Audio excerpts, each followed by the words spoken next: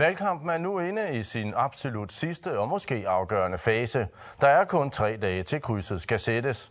I aften får du endnu en mulighed for at følge partier og kandidater lidt på tænderne. 2 repræsentanter fra hvert parti er nemlig på besøg med klare svar. Velkommen til. Og velkommen til jer 8 stykker fra Venstre herovre. Sofie Rossen fra IA, Nicoline Simer fra Adasut har vi Hans Lybert og Sten Lynge, og så har vi Michael Rosing og vi ejer Karlshøj Poulsen, Vitus Grujaukitok og Nick Nielsen. Velkommen til. Lad os starte med et af de emner, hvor uenigheden, forskellen mellem jer har været mest udtalt, nemlig omkring kommende samarbejdspartnere og forholdet til den nordatlantiske gruppe.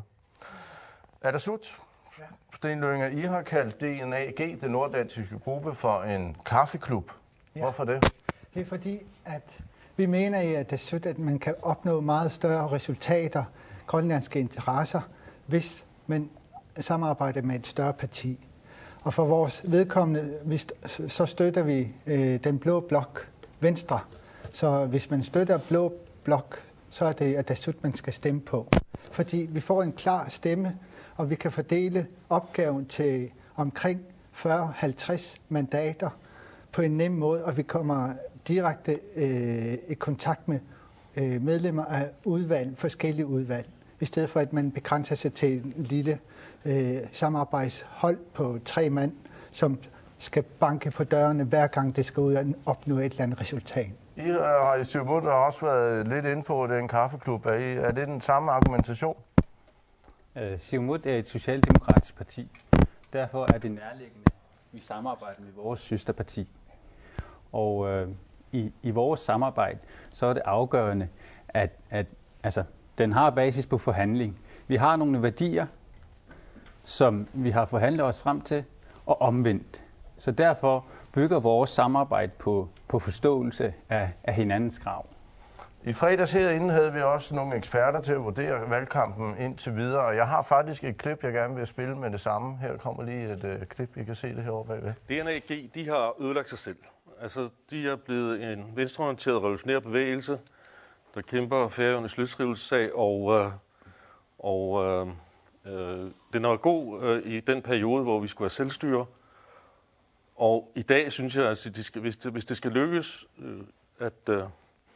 at samle de nordatlantiske mandater i en gruppe, så må den altså være mindre rabiat. Den nordatlantiske gruppe er rabiat, en venstreorienteret revolutionær gruppe, der kæmper for Færøernes løsrivelse. I står som det eneste parti, vi er fast på, at DNAG er den rigtige løsning. Hvorfor det? DNAG er en gruppe, som arbejder for den selvstændiggørelse, som vi står for, at Grønland skal have på et tidspunkt.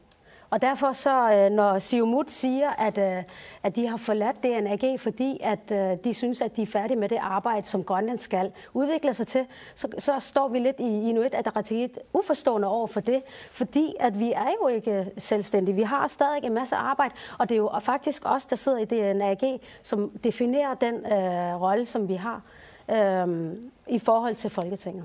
Men har Poul Krarup, der er redaktør på avisen Samichak, ikke en pointe? Er det ikke blevet sådan en lidt venstreorienteret revolutionær gruppe, som i virkeligheden har mest fokus på Færøerne og Færøernes selvstændighedsproces? Absolut ikke. Absolut ikke. I dag så fik vi en pressemeddelelse ud om, at alle partier, samtlige partier, undtagen Dansk Folkeparti, mener, at samarbejdet med den nordatlantiske gruppe DNAG er et rigtig godt samarbejde og har været givetigt og har været med til at synliggøre Grønland i forhold til dansk politik. Så nej. Michael Rosing, du har markeret. Jamen altså, hvad med den der selvstændiggørelse? Vi kan blive selvstændige den dag, vi vil. Det behøver der ikke hverken den nordatlantiske gruppe for eller noget som helst. Så længe den nordatlantiske gruppe består forskningsvis af personer, der har meldt kulør, så at sige, til den røde blok, så står den jo ikke frit. Så kan den ikke agere som en blok. Så kan den ikke bryde den blokpolitik, eller være tunge på vægtskålen i en blokpolitik. Så hvad skulle det hjælpe? Jamen, DNAG er jo en samarbejdsform, en samarbejdsaftale, hvor vi arbejder for de regionale, altså det vil sige Grønland og Færøernes interesser inde i Folketinget. Dermed ikke sagt, at vi der, når man går ind i DNAG, går ind og binder sig til en bestemt blok.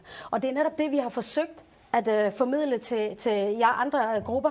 Fordi det er rigtigt nok, at Inuit Ataqatigiit peger på rød blok. Vi peger på, at hvis vi bliver tvunget på vægtskålen, så vil vi gerne pege på, at det bliver en socialdemokratisk ledet regering, vi får. Dermed har vi ikke bundet os fast på et parti, men vi faktisk står frit i forhold til det samarbejde, vi skal have i Folketinget fremadrettet. Vitus, ja, du har lige en kommentar hertil. Siumut har en klar holdning til den nordatlantiske gruppe. For vores vedkommende er gruppen stendød. Siumut deltager ikke i gruppen. Hvorfor det? Vi har haft vores 8 år i den nordatlantiske gruppe, hvor vi har opnået de mål, som vi havde sat os for fra Siumut. Siumut går til valg på. Vi skal lige, du kan få ordet lige om lidt, men din mikrofon virker vist ikke, så vi kommer lige tilbage. Du får dit svar lige om lidt, så Sten først. Tak.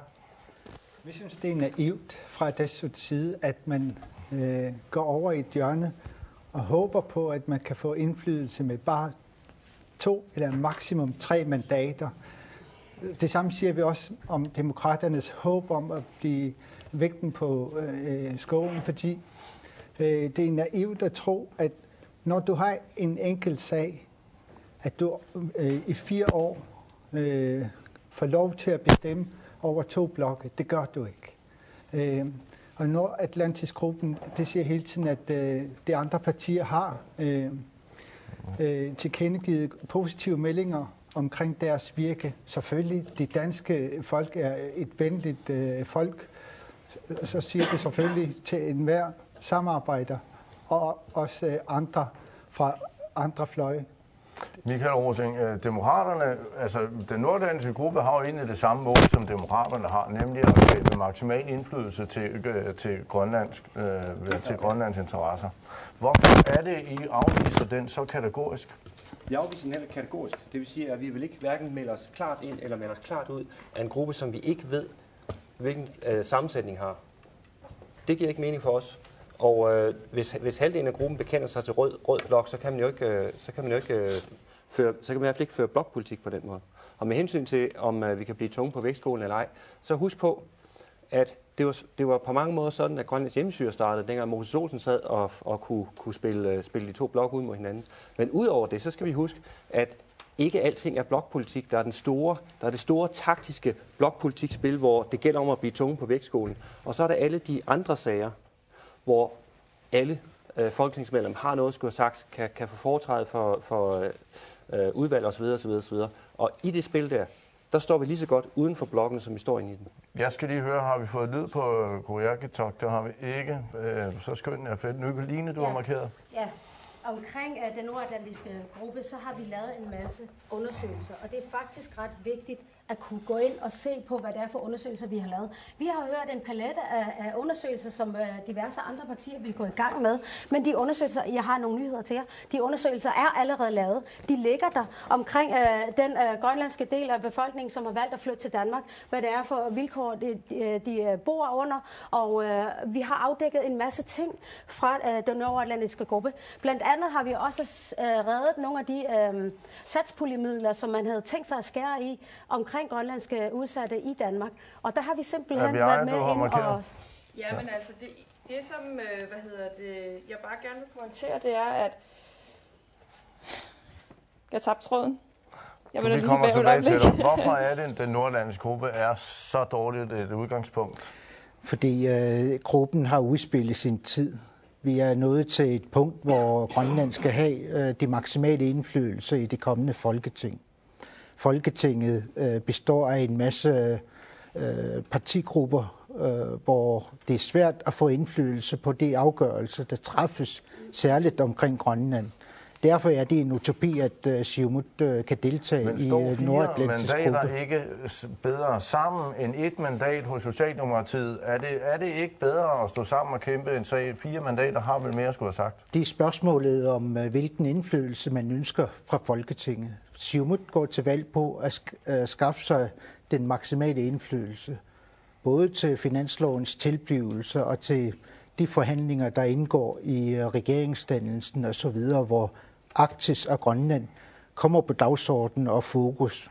Fra Siumut tager vi samarbejdet via den socialdemokratiske gruppe, hvor vi har adgang til 27 udvalg. Ja, men altså nu hører vi jo meget den nordatlantiske gruppe fremhæve, hvordan regeringen har rost det arbejde, der er foregået. Men altså sådan som vi ser det for demokraterne, så er det jo også meget behændigt for den danske regering, at man lige præcis ved, hvor vi har de grønlandske og færøske mandater henne. De sidder over i deres hjørne og laver deres egen ting og markerer sig ikke på banen. Og det er jo her, vi synes for demokraterne, nu skal vi se noget andet politik fra Folketinget.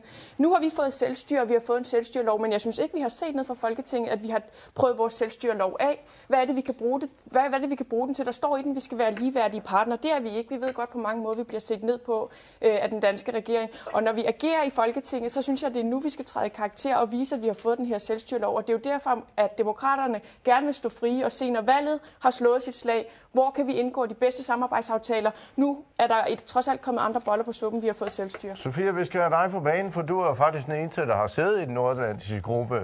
Hvad siger du til de udmeldinger, der kommer her?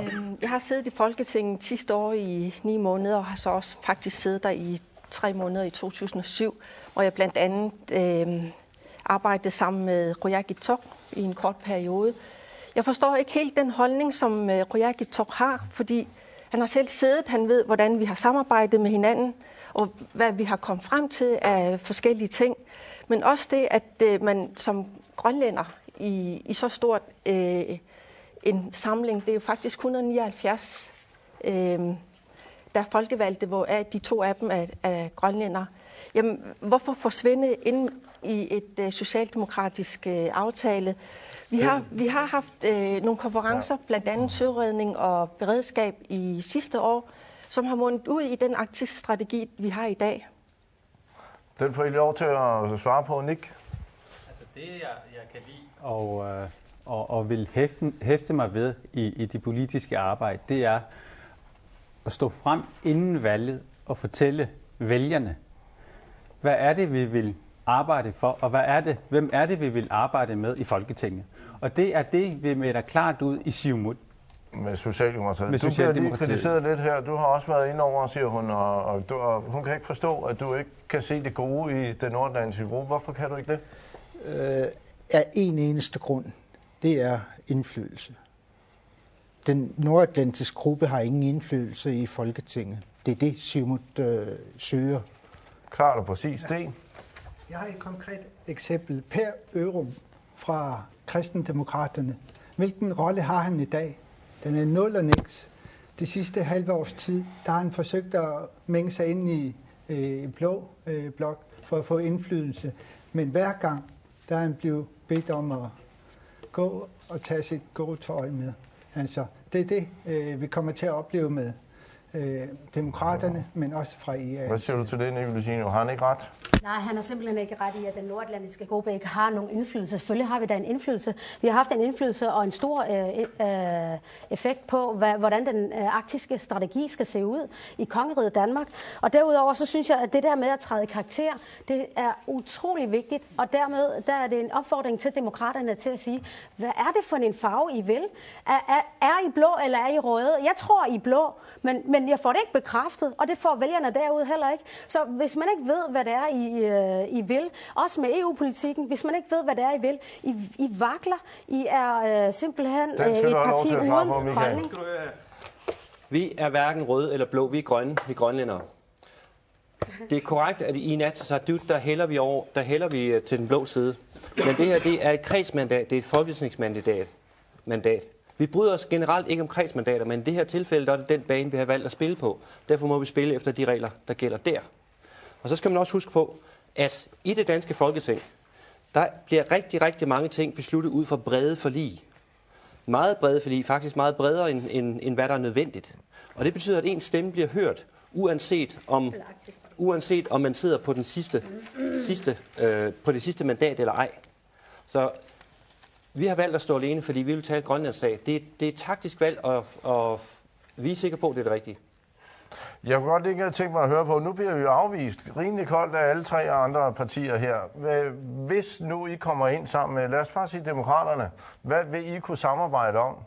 Og vil I overhovedet kunne samarbejde? Ja, det er jeg ret sikker på, at vi vil, fordi at som du selv har påpeget, så har de jo selv i deres valgprogram sagt, at de vil gerne samarbejde med alt og alle, men åbenbart også med ingen. Altså, jeg kan simpelthen ikke forstå, at demokraterne ikke går ud og melder farve. Det synes kan I samarbejde med IA, hvis I kommer ind sammen med dem? Altså, det er et åbent parti, og vi vil gerne samarbejde med et andet grønlandsk medlem hos Venstrene. Hvad med jer? Kunne I også samarbejde med... Altså, det er nærliggende. Siumut er socialdemokratisk og rødt. Og derfor er det nærliggende at samarbejde med et rødt parti, eksempelvis Inuit Ataqatigiit. Det er også derfor, vi inviterer Inuit Ataqatigiit til at indgå i et rødt samarbejde, i stedet for at stå der og ikke rigtig sådan vil sige, hvor I står. Ikke? Jeg kunne godt tænke mig lige at holde fast i, Vitus, her, at indtil nu har vi haft Juliane fra IA og Lars Emil. Det har vel ikke ligefrem blomstret med store samarbejdsplaner mellem de to. Mener I om på det? Altså, jeg synes, det er paradoksalt, at et regeringsbærende parti fra Grønland vælger at gå sologang i det kommende folketing. Det er jo ikke troværdigt, at et regeringsbærende parti går til valg på at skaffe sig mindst mulig indflydelse. Det er paradoksalt i den politiske verden, hvor vi ønsker at få indflydelse. Ja. Det er lige præcis det, som jeg synes, der er paradoksalt. Jeg synes, det er interessant, at Siumut går ind og fastlåser sig på socialdemokratisk, fordi, at, som der også blev sagt i starten, at det er faktisk noget for noget. Hvad er det egentlig, Siumut egentlig sælger af i forhold til Socialdemokraterne, i forhold til den samarbejdsaftale, de har lavet? Men derudover, så kunne jeg også godt tænke mig at vide, hvad er det? Ja. Vi tager lige, Michael. Du har markeret længe. Vi har to en rent flag. Vi siger, at vi er mere grønne, end vi er blå. Vi er mere grønne, end vi er blå. Vi er mere grønne, end vi er røde. Er I mere røde, end I er grønne? Og er I mere røde, end I er grønne? Har du fået rød igen? Er du mere rød, end du er grøn? Jeg er absolut rød. Det er helt sikkert. Jeg er Inuit Ataqatigiit. Og der er jo ingen tvivl om, hvor Inuit Ataqatigiit står henne. Og vi har også meldt klart ud, at vi peger på rød blok, hvis det er, at vi bliver tunge på vægtskålen. Men derudover så samarbejder vi bredt. Sten, du har markeret. Adasut går til valg på at indføre gennemsigtighed i Grønland. Og det betyder, at vi skal ud og arbejde i udenrigsanliggender. Det betyder, at for det første vil vi gerne sige, at Transparency International, som er et privat organisation, er startet. Den støtter vi her. Men vi vil gerne gøre Grønland implementerende medlem af IT, som er en organisation, som arbejder for gennemsigtighed i råstofområdet. Det vender vi tilbage til. Ja. Jeg vil gerne ud med politik i aften, fordi i stedet for det der blå, rød og så videre, så hellere komme ud med politikken. Yes. Men I får lige lov til at reagere. Ja, men det er også sådan lidt i forhold til Michael. Jeg synes, den sådan kom lidt på fra sidevejen med den grønne. Altså, den politiske spektrum, det er de blå, og det er de røde. Ja. Og hvor kommer den grønne fra? Fordi er det et spørgsmål om identitet, eller hvad er det? Fordi det forstår jeg ikke. Det er fordi det grønlandske folketingsmandat er et kredsmandat. Vi er ikke særlig glade for kredsmandater, fordi at... Det er der ikke nogen, der helt præcis ved, hvad er. Så lad os lige holde til. Har I ikke også et problem over for de borgerlige vælgere i Grønland? De kan vel ikke stemme på jer og regne med, at den borgerlige stemme går til borgerlige parti i Danmark. Er det ikke et problem? Jamen det synes jeg ikke, fordi jeg synes, vi skal lige huske på, hvad det er, folketingsmedlemmernes primære opgave er, når de kommer til Danmark. Og det er at varetage Grønlands interesser. Og det er sådan set lige meget fra hvilket parti, der kommer repræsentanter ned, så er det opgave nummer 1. Der bagved, der har vi nogle mærkesager, som vi arbejder for. Og derfor kan jeg heller ikke forstå, hvorfor at man er så forhippet på dansk blokpolitik. Jeg kan ikke se, hvordan det gavner det grønlandske samfund. Og i formiddag var vi en tur ude på handelsskolen i Rarottor og tale med de unge mennesker. Og de var sådan set også ret ligeglade med, hvem der var statsminister i Danmark. Men de var ikke ligeglade med, om vi får løftet Grønland op til et højere niveau. Og det er jo det, at vi sigter efter at arbejde for fra demokraternes side. Så derfor så synes jeg, det er noget underligt noget, at vi hele tiden bliver beskyldt for at være flagrende osv. Men I har jo stadigvæk en flok her i Grønland af borgerlige vælgere, som nu bliver i tvivl om. Ser jo ikke den gren over, I selv sidder på, af borgerlige vælgere? Nej, men det synes jeg bestemt ikke, fordi igen, der er forskel på landspolitik og folketingspolitik. Vores landspolitik, den kører videre, som den er. er. Vi er et socialliberalt parti, og vi er et midterparti, og vi kan arbejde til begge sider. Heroppe hælder vi til blå side, det er korrekt. Men i Folketinget er det vigtigt at kunne samarbejde med alle for at opnå Grønlands vigtigste interesser. Vores folketingskandidater, det er Grønland udad til. Det er vores ansigt udad til, det er vores repræsentation udad til. Det synes jeg, vi skal tænke på den dag, vi går til stemmeurnerne. Hvem vil vi have til at repræsentere Grønland udad til?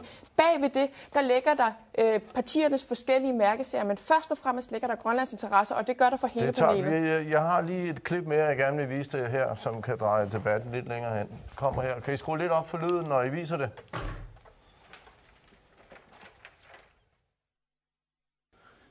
Med hensyn til at sætte sig et parti eller sætte sig en gruppe uden for partierne, afhænger jo også meget af, hvordan resultatet bliver. Hvis det er således, at de bliver vippen på vægtskålen, eller tungen på vægtskålen, så er det bedst at sidde uden for partierne og gå fra sag til sag. Hvis det er således, der er et klart flertal for den ene fløj, så kan det godt være, at det bedre kan betale sig at sidde i et parti, og få udvalgspladser igennem partiet og påvirke partiet igennem udvalgsarbejdet. Fik I fat i den, fordi nu kommer vi lige hurtigt tilbage til demokraterne. Der er ikke noget, der helt tyder på, at det bliver så tæt, så de her grønlandske mandater rent faktisk bliver nogen tunge på nogen som helst vægtskål. Er I ikke bange for, at I nu kommer til at rende lidt forvildet rundt og ikke rigtig få nogen indflydelse netop, fordi der ikke er nogen, der rigtig savner jer? Overhovedet ikke. Altså for det første, så synes jeg, det er super interessant, at det netop spidser til situationen i Danmark lige nu, så det ser ud til at blive dødt løb. Og hvis den situation står, så er det selvfølgelig den bedst tænkelige for os i forhold til den strategi, vi har valgt. Men når det er sagt, så skal vi selvfølgelig til Danmark og lave et stykke arbejde, et stykke politisk arbejde. Det skal ske gennem samarbejde. Vi har jo også sagt til den nordatlantiske gruppe, at når vi har set, hvordan brikkerne står, så afviser vi ikke et samarbejde. Altså vi vil gerne lave politik, vi vil gerne lave resultatorienteret politik, og derfor så vil vi gerne samarbejde. Får lov til lige at kommentere. Det røde er det jo normalt, så samarbejder det røde sammen. Og så tænker jeg, I er de blå her på Grønland. Hvad med i Danmark? De blå, det er måske lidt pinligt at være blå, fordi det er jo normalt dem, der sådan ikke er så venlige og har ikke så venlige politik over for Grønland. Er det måske derfor ikke rigtig sådan vil sige, at I er de blå i Danmark? Den får du lov til lige at svare på. Begge blokke har støttet op om Arktisk Strategi, der lige er kommet på banen nu her, så det synes jeg bestemt ikke, at man kan sige, at der er noget som helst hold i det her med. Holder I på de ikke særlig venlige i Folketinget? Overhovedet ikke, tværtimod. Det var den røde blok, der afviste, at vi fik ejendomsretten til vores jord en gang. Hvad siger du? Jeg vil også sige det samme. Altså vi skal også huske på dengang, da Færøerne ønskede selvstændighed. Hvem var det, der nægtede det? Var det ikke den røde blok? Så vidt jeg husker, så er det dem. Det er også dem, der er nægtet Færøerne. Fordi hvad er det præcis, I har fået ud af det der samarbejde? Hvad er det konkret, der gør den røde blok så god? Det, der kendetegner det er, at de sover i timen. I dag har vi grundlaget med samarbejde mellem Grønland og Danmark. Det er selvstyreloven. Ejendomsretten til undergrunden, den er jo sikret gennem selvstyreloven. Så derfor, alt det snak, der har været i fortiden, det er jo fortid. I dag har vi et helt andet fundament. Sofia? Jeg vil gerne vende tilbage til omkring udvalgsposter. Den nordatlantiske gruppe har 5 udvalgsposter i dag, og er suppleanter inden for 2 andre. Siumut er ligesom gået ind og forsvundet med sig selv, som har en udvalgspost, som vi i øvrigt også har i den nordatlantiske gruppe. Jamen, hvad er det, Siumut har solgt sig til i den socialdemokratiske gruppe?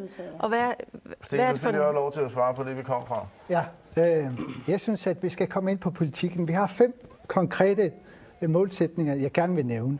Vi vil gerne indføre IT herop, og det skal ske via Folketinget. Kollegiepladser til studerende, det skal ske via Socialministeriet. Og udenrigspolitisk nævn og ikke råd, der skal vi gerne være medlem via Venstre. Og vi skal undersøge livsvilkårene mere konkret. Vi skal have sat tal på, sådan så vi kan vurdere, hvor det vi skal gøre indsatsen større. Er det heroppe?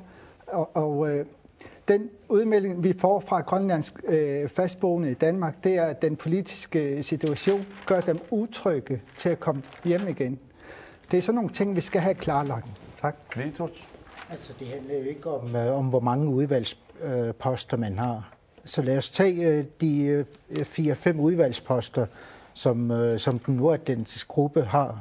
Hvor mange af de tungeste udvalgsposter har færingerne? Altså, Inuit Ataqatigiit har jo intet at gøre i udvalgene. Så det, hvilke udvalgsposter er I blevet lovet, hvis Socialdemokratiet kommer til magten? Vi har adgang til 27 forskellige udvalg. Hvor mange er I blevet lovet? Vi søger efter den maksimale indflydelse, så det handler ikke om antal, men om de udvalgsposter, som er interessante for Grønlands vedkommende, som vi går efter. Så I er ikke blevet lovet nogen, men I har et samarbejde alligevel. Jeg synes egentlig, det er vigtigt. Lad os prøve at holde fast i her, fordi emner som studerende og folk, der bor i Danmark, altså emnerne og det, vi kæmper for, er meget ens og har været meget ens hele vejen rundt. Vi skal ned og kæmpe Grønlands sag, og der er lidt forskel på, hvem er med samarbejde, men målet er lidt det samme. Hvad er den grundlæggende forskel på hvad du vil dernede, og hvad demokraterne vil? Grundlæggende forskel, det er, at vi ikke vil blande os ind i interne danske forhold, som er af afgørende betydning for det danske samfund. Det kan være for eksempel, at man beslutter sig for at gå i krig igen. Er det også det, du bekæmper for? Fordi vi sender ikke mandskab. Vi har ikke nogen selvstændige her. Vi betaler ikke menneskeligt. Vi betaler heller ikke økonomien bag en krig, der er dyr. Og der må det være, at det danske samfund, der selv afgørende, tager en beslutning der. Udover DNAG, hvad er den grundlæggende forskel mellem jer og Siumut? Jamen, den grundlæggende forskel er, at vi kan samarbejde bredt. Siumut er jo bundet til et parti. Jeg vil bare sige, i forhold til det, som hvad hedder han... Så I vil det samme, men vil gøre det forskelligt, eller er det sådan, det skal forstås? Nej, men jeg vil bare lige have lov at sige, at i forhold til hele den debat, der sker omkring grønlændere i Danmark, så er det faktisk noget, der er kommet i kraft af, at man har fået den viden, man har fået gennem den nordatlantiske gruppe. Flere af de her debatpunkter er jo debatpunkter, som Inuit Ataqatigiit har været med til at sætte dagsordenen for. Så derfor så er der ingen tvivl om, at Inuit Ataqatigiit har faktisk haft igennem den nordatlantiske gruppe en stor indflydelse på, hvad politikken er i Grønland. Hvad er den grundlæggende forskel på dig og IA?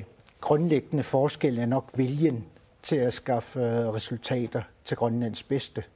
Det er Siumuts mærkesag, at vi søger efter den maksimale indflydelse. Vil I det mere end IA, i politik? Ja. Okay. Hvad med jer? Jamen, den grundlæggende forskel på os, det er, at nu vil vi ned og prøve vores selvstyreaftale af og se, hvor den kan bringe os i det danske folketing. Og nu hører vi jo netop også den nordatlantiske gruppes mærkesag omkring grønlændere, der flytter til Danmark, hvor at jeg mener, at vi afskiller os mærkbart fra de andre partier, i hvert fald 2 af de andre partier ved, at det er ikke der, vi vil lægge vores primære indsats for at finde ud af, hvorfor folk de flytter til et land, hvor de sociale ydelser er højere, og der er bedre daginstitutioner og billigere boliger, og hvad ved jeg. Ligesom vi heller ikke hører, at de danske folketingskandidater værne om de danskere, der søger skattely i Malmø. Altså, vi vil løfte Grønland, og når vi løfter Grønland, så vil den grønlandske befolkning også vende tilbage. Dem, der i dag ressourcestærke fravælger landet på grund af nogle mangler, vi har. Men kan I ikke lige prøve at fortælle os, hvad er det konkret, I vil forlange for enten at stemme på rød eller blå blok, hvis I bliver tunge på vægtskålen? Jamen altså, i første omgang vil vi have en uvildig undersøgelse af de tilbageværende sagsområders tilstand, altså dem, som den danske sag stadigvæk varetager. Men altså derefter er det jo nærliggende at sikre nogle midler til forskellige ting, som vi har været inde på her i valgkampen, der er stærkt negligeret heroppe, som for eksempel retsområdet og politiet. Har I noget konkret klar? Det vil vi have, ja. Okay. Det er lige så vigtigt, hvad vi ikke vil. Ja. Modsat visse andre partier, så vil vi ikke ned og genforhandle selvstyreaftalen. Ja. Det kommer vi til. Ja, den nordatlantiske gruppe ønsker jo at være selvstændig medlem af WC. Og det tror jeg, at det går lidt imod socialdemokratisk holdning, fordi Socialdemokraterne har stemt for, at der skal være et valgreservat i Antarktis. Og ud fra den grundideologi, som de har, den passer overhovedet ikke til Grønland. Og der er væsentlig forskel på vores holdning til hvalfangst i forhold til Danmark. Inden vi går videre, så har jeg lige et klip mere, jeg faktisk gerne vil have især. Det kommer her. Selvfølgelig er der nogle kandidater, som er velforberedte, mens der er lidt for mange, som roder rundt i det her, hvad det er for nogle opgaver, der varetages af Folketinget, og hvilke opgaver, der varetages af Landstinget. De 4 eksperter, vi havde inde, var faktisk rørende enige om, at de fleste af jer ikke helt havde forstået, hvad det var for et job, I skulle ned og løse i Folketinget. I har noget med, at udenrigspolitikken skal tages hjem, og det skulle selvstyreaftalen give plads til. Det passer jo ikke. Nordpolens tilhørsforhold, og I har noget med et opgør med Siumuts grønlandiseringstanker, vil definere grønlændere og egen grundlov. Og altså, der er jo sådan en hel masse ting her i spil. Har, Hans, du forstået, hvad det er for en opgave, du skal ned og løse? Det har jeg. Jeg skal lige fortælle dig en ting. Da vi tog uranspørgsmålet op, der påstår det, at det er en Ataturk, der skal varetage den. Jamen, det er selvfølgelig også rigtigt, men vi skal også have det redskab for at kunne arbejde i Folketinget. Hvis vi skal hjemtage de forskellige sagsområder, så skal vi også have økonomi til det her hjemme i Grønland. Men gennemsigtighed i Grønland og internationale organisationer, hvad har det med en folketingspolitiker at gøre? Jamen, altså, vi bliver nødt til at kunne fremvise Grønland på en ærlig måde. Hvad er det, vi gerne vil have hjemme i Grønland? Og hvordan kører vores politik hjemme i Grønland? Fordi det kan ikke nytte at føre en politik, når det kommer hele tiden frem, at der er korruption i den grønlandske politik.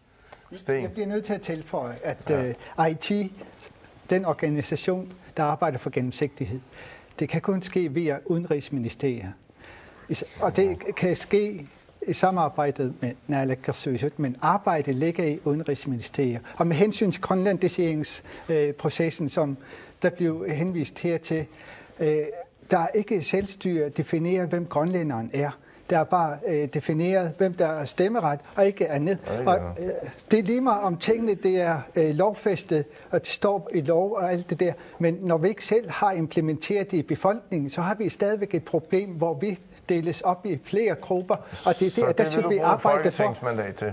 Ja, fordi vi skal indhente oplysninger med hensyn til multikulturelle erfaringer, man har gjort sig i Danmark for eksempel. Og IA har for eksempel snakket omkring udenrigsområdet, hvor man vil tage ansvar for at kunne give arbejdstilladelser og opholdstilladelser. Det er der, vi siger, vi bliver nødt til at gøre op indbyrdes, hvordan vi har det med hinanden, så kan vi altid invitere andre udefra. I vil hjemtage udenrigspolitikken og så videre. Det er jo heller ikke lige frem et område fra en folketingspolitiker. Altså det, jeg vil sige, det hvad Siumut mener, det er, at arbejdsgrundlaget mellem Grønland og Danmark i vores forbindelse, det er selvstyreaftalen. Og hver enkelte kandidater siger, de står selvfølgelig til deres ansvar. Men jeg vil også gerne sige her, det er godt at have visioner, politiske visioner, og de har Siumut også. Hvad siger du til at hjemtage udenrigspolitikken? Det har vi ligesom gjort rede for i vores valgmateriale, hvor vi blandt andet slår fast på, at vi søger et mere frivilligt partnerskab med Danmark. Rigsfællesskabets nuværende form er forældet, hvor vi trænger til at forøge Grønlands indflydelse på de ting, der vedrører Grønland. Det kan vi blandt andet gøre ved at indføre free association, som Siumut også har sat som et af sine mærkesager her til folketingsvalg. Det er blandt andet gennem et friere association og partnerskab, at Grønland skal have større indflydelse på blandt andet udenrigsområdet. Det kunne godt lyde til, at ville det være svært at skabe et samarbejde mellem en demokrat og en Siumut-politiker, vi sendte til Folketinget? Nej. Ikke hvis det er Grønlands interesser står forrest. Det er bare et spørgsmål om, hvordan man definerer Grønlands interesser. Fordi for eksempel så har både Siumut og IA været ude og forsøgt at genforhandle vores selvstyreaftale. Det ene, de vil gerne hjemtage ting, der ikke kan hjemtages. De andre, og de vil jo gerne have penge med hver gang, de hjemtager noget. De andre, de vil skrive vores egen grundlov, og nu har jeg lige glemt, hvad det var, I ellers havde i gang i. Bloktilskud, genforhandlet bloktilskud. Det, der er vigtigt for os, det er, at vi overholder den aftale, vi har indgået. Fordi begge de to holdninger der, de mener jeg er fuldstændig skadeligt for vores mulighed for at blive et frit folk. Fordi hvis ikke vi ranker ryggen og siger, at vi har lavet en aftale, så kommer vi ikke videre. Og det er nemlig det, der er forskellen på demokraterne og Inuit Ataqatigiit, for vi vil Grønland. Vi vil faktisk, vi har ambitioner, vi har visioner, vi har en vision om at blive selvstændig. Det er ikke nogen hemmelighed. Det er ambition at komme med. Og det er sådan, at i præamblen til selvstyreloven, der står, at Grønland og Danmark har anerkendt Grønland som et folk, og derfor så vil man i forhold til det også arbejde for mere ligeværdige forhold mellem Danmark og Grønland, og det er inden for rammerne af det, at vi vil gerne. Det er inden for rammerne af det, som vi gerne vil. Hvorfor vil I så genforhandle den allerede nu? Vi vil nemlig ikke genforhandle den. Vi vil inden for rammerne af den præambel sige, at blot til det kan I godt have lov til at mene, at vi ikke kan. Og det er også derfor, I giver op på forhånd. Og hvad skal man så mere? Men det, som jeg bare vil sige... Lad os lige holde fast i det en gang. Lad os lige holde fast i det en gang. Hvis I vil have genforhandling af selvstyreaftalen, nemlig at den skal ses, eller den skal justeres i forhold til den grønlandske inflation i stedet for den danske, så skal der en genforhandling af selvstyreaftalen til. Er det ikke klogt 3 år efter? Det her, det sker på sigt, ikke? Men vi har ikke ambitioner om at hjemtage sikkerheds- og forsvarspolitikken, ligesom Siumut har. Og det synes jeg er et alvorligt område, hvor Siumut pludselig tager ud og kritiserer os for, at vi vil have justeret bloktilskuddet i forhold til, hvad der er rimeligt, nemlig i forhold til Grønlands standard, fordi det er jo heroppe, vi skal... Men jeg har jo selv lige skrevet under, og det har været debatteret til bunds dengang, inden man underskrev selvstyreaftalen, det her, at det var sådan. Og der sagde IA, det gør ikke noget, og der var mange onde ord mod dem, der sagde, blandt andet demokraterne, der sagde, at man skulle være opmærksom på det. Hvorfor nu? Vi kan i hvert fald sige, inden for præamblen, så vil vi arbejde for i et bredt forlig sammen med alle partier, som kan arbejde sammen med os i Folketing. Igen, uden ambitioner. Undskyld. I overfortolker præamblen, hvor der står, at der skal være lige. Ja, der skal være lighed mellem etniske grønlændere og tilflyttere her, ligesom der skal være lighed mellem grønlændere og danske etniske borgere i Danmark. Det er det, der menes, at man overfortolker og begynder at sige, jamen så skal der være social lighed i begge ender. Så er man det, at man løber fra sit ansvar, fra det område, man selv har hjemtaget. For eksempel socialområdet, den har man hjemtaget for mange år siden.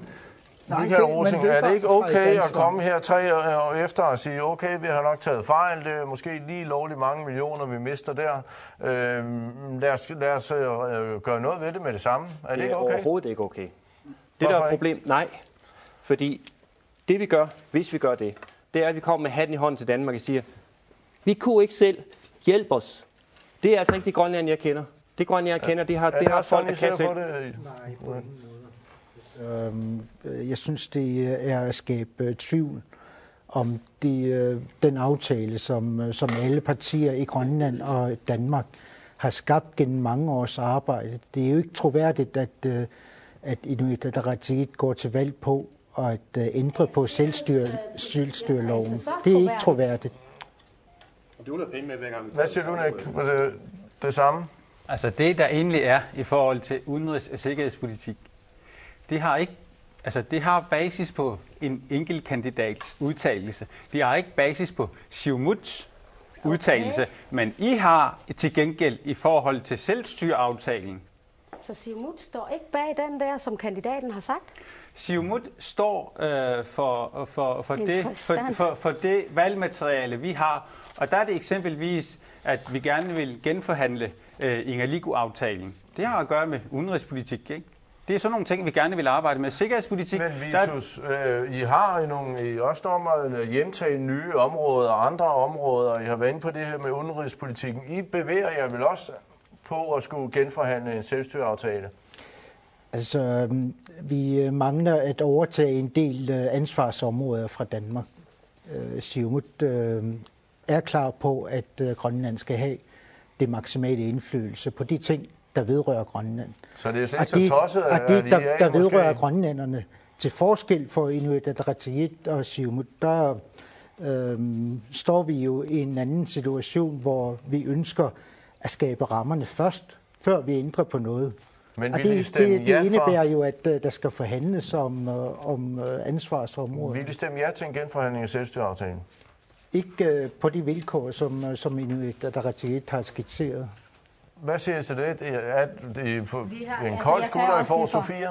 Måske? Nej, det er nok bedst... Som jeg også sagde lige før, vi vil gerne forsøge at se, om vi kan gøre det inden for rammerne af præamblen. Og så er det ikke sådan, at vi vil røre ved selvstyreaftalen. Det er ingen hemmelighed, at vi vil gerne selvstændighed og øget indflydelse i forhold til grønlandske sagsområder. Der er 32 sagsområder i Danmark, som ligger, og vi skal have indflydelse på de 32 sagsområder. Reel indflydelse. I dag har vi ikke nogen reel indflydelse, medmindre vi får de udvalgsposter. Og der har vi immervæk 5 udvalgsposter, og Siumut formår at få 1. Så I trækker egentlig lidt tilbage på det her med at skulle ind og lave om på selvstyreaftalen. Det trækker I sådan lidt til i land igen? Jeg vil sige, at lave om på selvstyreaftalen, det skal gøres i et større perspektiv. Men vi trækker ikke tilbage på det med at inflationssikre bloktilskuddet i forhold til Grønland. Det vil jo også kræve en ændring af selvstyreaftalen, ikke? Ja, hvis man ikke kan gøre det inden for rammerne af præamblen, ja. Jeg vil gerne spørge Nicoline, om hun har læst den, fordi at der er ikke det, der hedder at åbne en lille dør på klem. Den her lov, den ligger fast, og hvis man vil ind og pille ved den med bloktilskud, så skal man også genforhandle hele selvstyreloven. Så I kører sådan set på samme spor. Og igen vil jeg også godt pointere fra demokraternes side, dengang vi stemte om selvstyreloven, pointerede vi de her dårlige økonomiske rammer med den her udhuling af bloktilskuddet, og der stemte man for det fra IA's side. Og lige kort til Siumut vil jeg så sige, at ja, der er nogle 30 sagsområder, der kan hjemtages, men lige præcis statsborgerskab og udenrigspolitik og den slags ting, det lægger fast, det kræver grundlovsændring, det kan vi ikke hjemtage, og det er noget, man har været grundigt igennem. Vi skal nemlig til at slutte af her. Vi kan Siumut. Hvad vil være det første, I gør, hvis I får et mandat i Folketinget? Det er selvfølgelig starte samarbejde med Socialdemokratiet, og vi skal lære partiet at kende. Og det er selvfølgelig en stor opgave, før vi kan begynde at løse de mange opgaver, vi har sat os for den kommende folketingsår. Er det også sådan, du ser på det? Der er jo mange presserende opgaver.